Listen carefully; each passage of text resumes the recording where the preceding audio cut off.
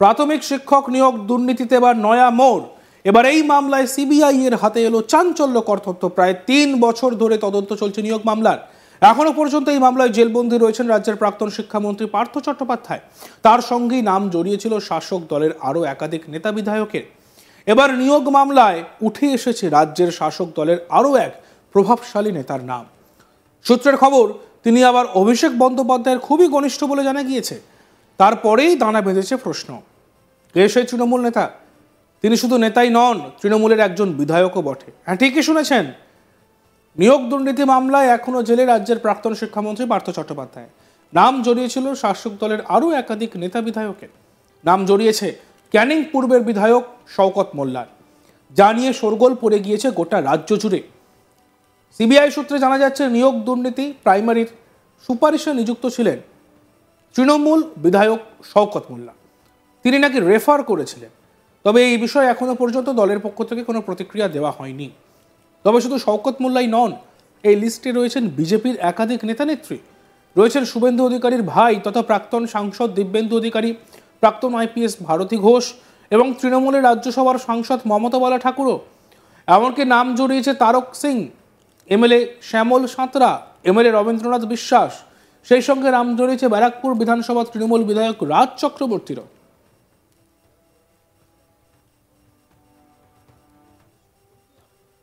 এ বিষয়ে আমাদের প্রতিনিধি অনির্বাণ সিংহ রায়ের একটি প্রতিবেদন আমরা দেখব। মোল্লা, তাকে কিন্তু প্রায় একটা জেলার দায়িত্ব দেওয়া হয়েছে এবং তৃণমূল কংগ্রেস নেত্রী মমতা বন্দ্যোপাধ্যায় তিনি কিন্তু নিজে গিয়ে সে জায়গায় একেবারে সেই দায়িত্ব দিয়ে আসেন। এবং আমরা কয়েক আগেও দেখি যে কোথাও গিয়ে শওকত মোল্লাকে বাড়তি দায়িত্ব দেওয়া হয়।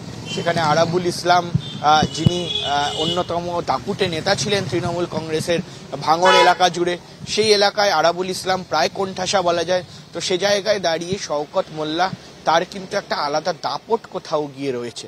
ফলে সে জায়গায় দাঁড়িয়ে এই মুহূর্তে শওকত মোল্লার যে একেবারে নাম উঠে আসা এবং রেফারেল করেছেন তিনি, রেফার করেছেন তিনি, সেই নাম সেই তালিকায় নাম থাকা, সেটা কিন্তু অত্যন্ত তাৎপর্যপূর্ণ।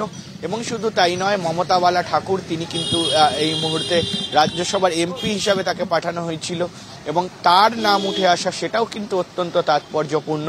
এই যে দুর্নীতি মামলা, সেই দুর্নীতি মামলায় যে নামগুলো রেফারেন্স হয়েছে, সেগুলো কোথাও গিয়ে কি কারোর রেফারেল অনুযায়ী এসেছে বা কেউ কি রেফার করেছে তারপরেই এই চাকরিগুলো হয়েছে? ফলে সেই প্রশ্ন কিন্তু উঠতে শুরু করে। তো সেই জায়গায় দাঁড়িয়ে এখন কিন্তু অনেকের নাম উঠে আসছে এবং তার মধ্যে যে প্রধান নাম উঠে আসছে এবং সেটা সিবিআই যে নয়া চার্জশিট দিয়েছে, সেই চার্জশিটে মূলত তাদের নাম রয়েছে এবং সেই চার্জশিটের মধ্যে একটি কলম আছে রেফারেল বলে, যে যারা যারা চাকরি পেয়েছিলেন তাদের মধ্যে কাদেরকে কোন কোন ক্যান্ডিডেটকে কোন কোন নেতা মন্ত্রী বা বিশিষ্ট মানুষজনেরা রেফার করেছিল।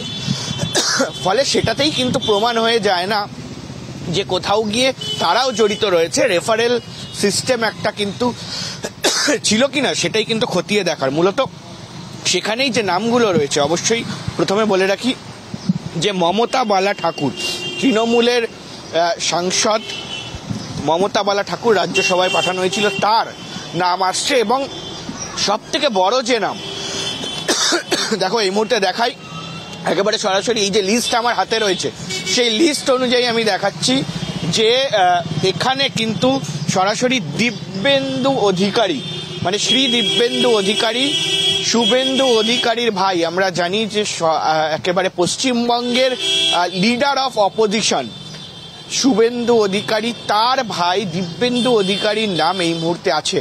তিনি তখন এর আগে ছিলেন তৃণমূল কংগ্রেসে এবং এই মুহূর্তে কিন্তু তিনি রয়েছেন ভারতীয় জনতা পার্টির সঙ্গে যুক্ত, মানে বিজেপির সঙ্গে যুক্ত। এবং তার পাশাপাশি দেখো প্রাক্তন পুলিশ কর্তা, একেবারে এসপি প্রাক্তন শ্রী ভারতী ঘোষ, তার নামও কিন্তু এই মুহূর্তে এই লিস্টের মধ্যে রয়েছে এবং এই লিস্ট দেখতেই পাচ্ছ। এবং আমি বলবো একবার ক্যামেরা পার্সনকে যে এই লিস্ট একটুখানি জুম করেও দেখাতে আমাদের, যে দেখো দেখতে পাচ্ছ ভারতী ঘোষ, তার পাশাপাশি কিন্তু এই মুহূর্তে একেবারে বলা যেতে পারে যে শুভেন্দু অধিকারী বিরোধী দলনেতা, তার ভাই এবং ভারতী ঘোষের নাম এই মুহূর্তে এই লিস্টের মধ্যে কিন্তু দেখা যাচ্ছে। এবং শুধু তাই নয়, সব থেকে যেটা নজর কাড়া বিষয় এই লিস্টের মধ্যে দেখা যাচ্ছে, সেই লিস্টের মধ্যে কিন্তু এই যে ভারতী ঘোষের যেমন নাম লেখা রয়েছে, তারপর কতজন রেফারেল ছিলেন, কতজন রেফারেন্সে যোগ দিয়েছিলেন বা তাদেরকে রেফার করা হয়েছিল, সেই নামও কিন্তু রয়েছে। পরপর দেখো 1 2 3 4 চারটি নাম কিন্তু এই মুহূর্তে রয়েছে। এবং তার পাশাপাশি যেটা আমি বলছিলাম যে কোথাও গিয়ে দিব্যেন্দু অধিকারীর নাম, এ দেখো দিব্যেন্দু অধিকারীর নাম, দিব্যেন্দু অধিকারী, শ্রী দিব্যেন্দু অধিকারী এমপি তিনি আগে ছিলেন এবং তার নামের তলায় কতগুলো রেফারেল, 1টা 2টো 3টে 4টে 5টা 6টা 7টা 8টা 9টা 10টা 11টা 12টা 13 14 15 16 17 18 19 প্রায় 20টা মতো রেফারেল, 20 জনকে রেফারেল দিয়েছিলেন তিনি, এমনটাই কিন্তু এই নথি অনুযায়ী উঠে আসছে এবং এই নথিতে কিন্তু এমনটাই দেখা যাচ্ছে। এবং তার পাশাপাশি বলে রাখা ভালো যে মমতা বালা ঠাকুর, তার নাম রয়েছে এবং তিনিও কিন্তু রাজ্যসভার এমপি ছিলেন। এই মুহূর্তে রাজ্যসভার এমপি তিনি মমতা বালা ঠাকুর। আমরা জানি যে এখানেও কিন্তু দেখো একাধিক নাম, প্রচুর নাম। এবং তার পাশাপাশি কিন্তু আরও একটি নজর কাড়া বিষয় বলে রাখি যে এই মুহূর্তে ভাঙড়, যে ভাঙড় সবসময় উত্তপ্ত থাকে, বিভিন্ন বিতর্কের কেন্দ্রবিন্দু হয়েছে ভাঙড়, সেই ভাঙড়ের অন্যতম জনপ্রিয় নেতা শওকত মোল্লা, তারও কিন্তু নাম এই লিস্টের মধ্যে রয়েছে এবং এই লিস্টে সরাসরি দেখা যাচ্ছে যে তার নামও কিন্তু এখানে রেফারেল তিনি করেছিলেন, এমনটা বলা হচ্ছে।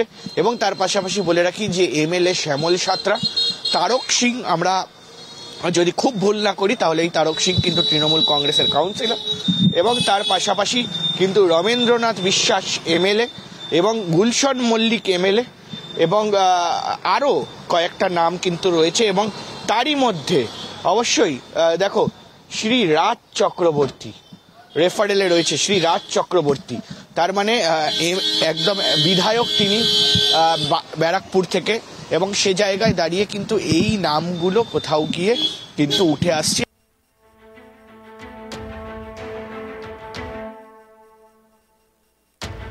প্রাথমিক শিক্ষক নিয়োগ দুর্নীতিতে এবার নয়া মোড়। এবার এই মামলায় সিবিআই এর হাতে উঠে এলো চাঞ্চল্যকর তথ্য। প্রায় 3 বছর ধরে তদন্ত চলছে নিয়োগ মামলায়।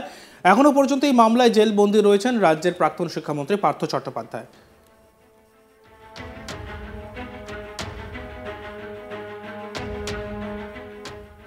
দেখতে থাকুন আজ তাক বাংলা। ভিডিওসগুলি ভালো লাগলে লাইক করবেন, কমেন্ট করবেন, শেয়ার করবেন, চ্যানেলটিকে সাবস্ক্রাইব করতে ভুলবেন না।